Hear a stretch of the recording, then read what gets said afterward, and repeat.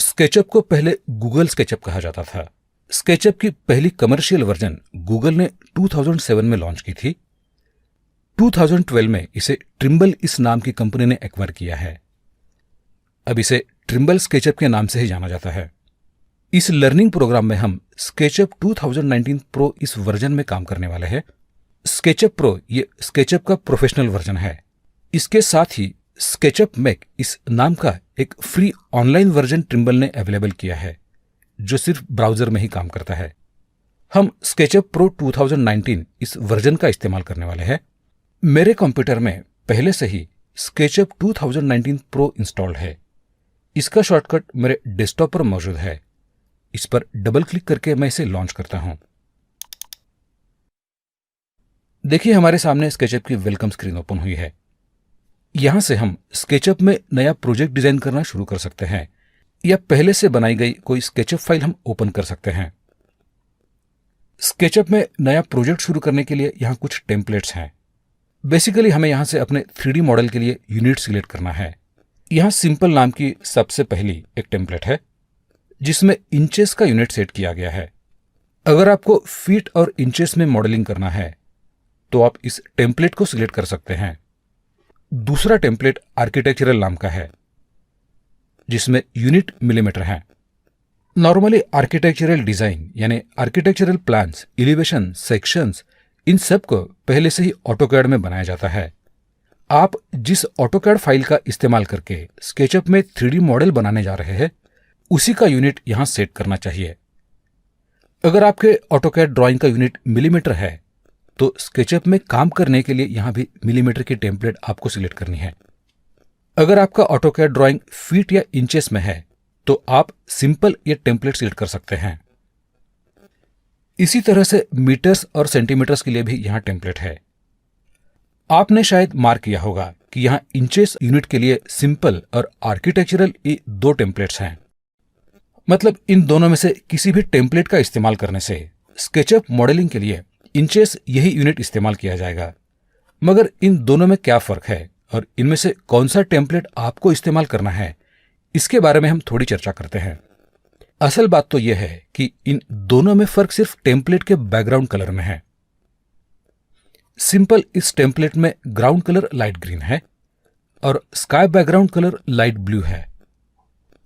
वहीं architectural template में background colour grey है। अगर आपको फीट और इंचेस में अपना मॉडल बनाना है तो आप इन दोनों में से किसी भी टेम्पलेट का इस्तेमाल कर सकते हैं।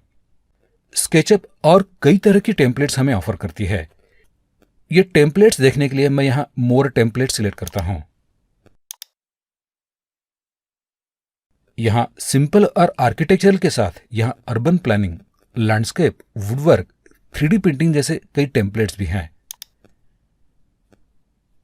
मैं इसे क्लोज करता हूं और स्केचअप में सबसे पॉपुलर टेम्पलेट यानी सिंपल विथ इंचेस इस टेम्पलेट पर मैं क्लिक करता हूं। स्केचअप का यूजर इंटरफेस हमारे सामने ओपन हुआ है। इसमें सेंटर में और सबसे बड़ा एरिया है ड्राइंग एरिया। इसी एरिया में हमें अपना मॉडल बनाना है। यहां आपको लाइट ग्रीन कलर का ग्राउंड और ब्लू कलर के बैकग्राउंड का स्काई दिखाई दे रहा है, मगर असल में ना तो ये ग्राउंड है और ना ये स्काई है। हमारे सामने जो ड्राइंग एरिया है जिसमें हमें मॉडल बनाना है, असल में वो इन्फिनाइट यानी एंडलेस स्पेस है।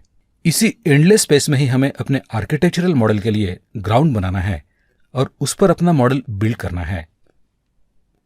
ड्राइंग एरिया ये 3 डायमेंशनल स्पेस है। इसमें हमें एक्स, वाई, जेड ये 3 एक्सिस दिखाई दे रहे हैं। ये तीनों एक्सिस जिस पॉइंट में मिलते हैं उसे हम ओरिजिन पॉइंट कहेंगे। हमारे सामने जो इन्फिनिट एंडलेस स्पेस है जिसका ना तो कहाँ स्टार्ट पॉइंट है और ना ही एंड पॉइंट, मगर इसी स्पेस में हमें काम शुरू करने के लिए कुछ न कुछ रेफरेंस पॉइंट की आवश्यकता है। इसीलिए ये ओरिजिन पॉइंट हमें दिया गया है। इस समय हम केवल स्केचअप के यूजर इंटरफेस की बात कर रहे हैं।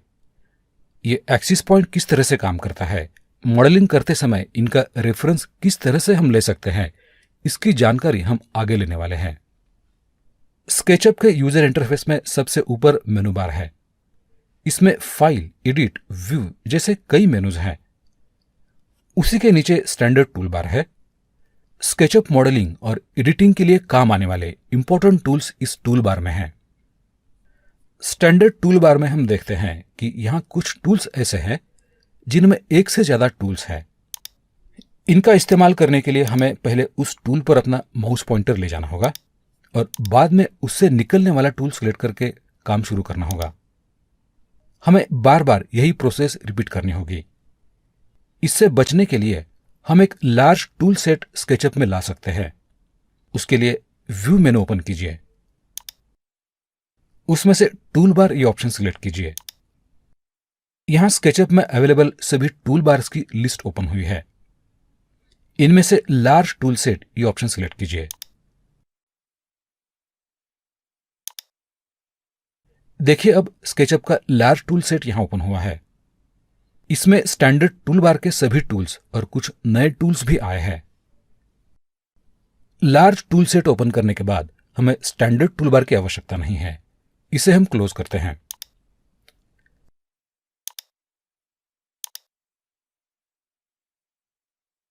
स्केचअप के इंटरफेस में राइट साइड में कई पैनल्स हैं। पैनल्स के इस ग्रुप को डिफॉल्ट ट्रे कहते हैं। इस ट्रे में जरूरत के मुताबिक कई पैनल्स लाए जा सकते हैं। अनवांटेड पैनल्स क्लोज किए जा सकते हैं। स्केचअप में मॉडल बनाते समय ड्राइंग एरिया की साइज बढ़ाने के लिए हम इस डिफॉल्ट ट्रे को क्लोज कर सकते हैं। उसके लिए यहां क्लोज नाम का बटन है, उस पर क्लिक कीजिए। अब ये ट्रे क्लोज हुआ है और ड्राइंग एरिया मैक्सिमाइज हुआ है।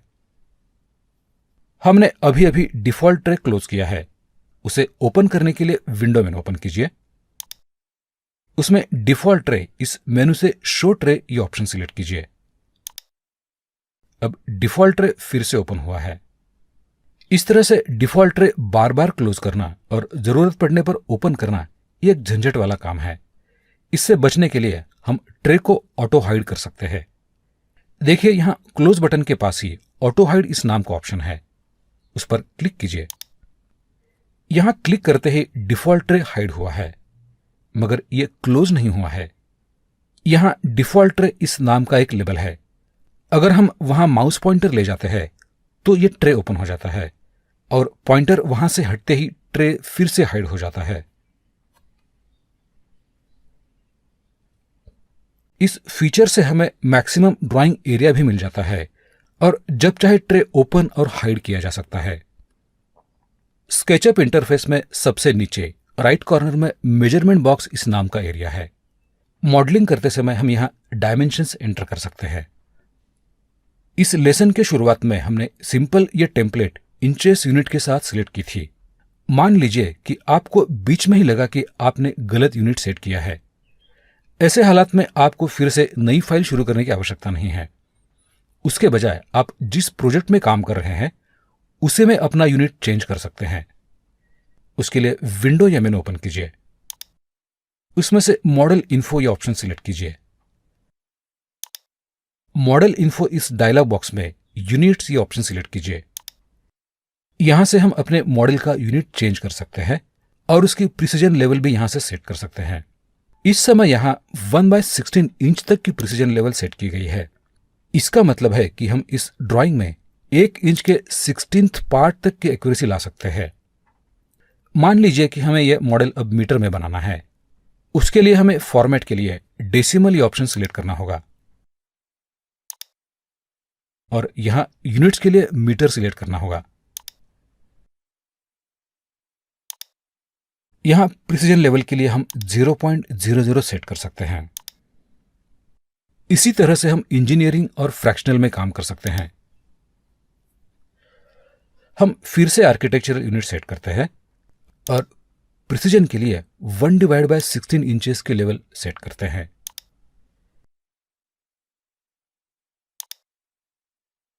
स्केचअप में काम करने के लिए हम तैयार हैं। अगले लेसन में हम सीधे स्केचअप में काम करना शुरू करते हैं।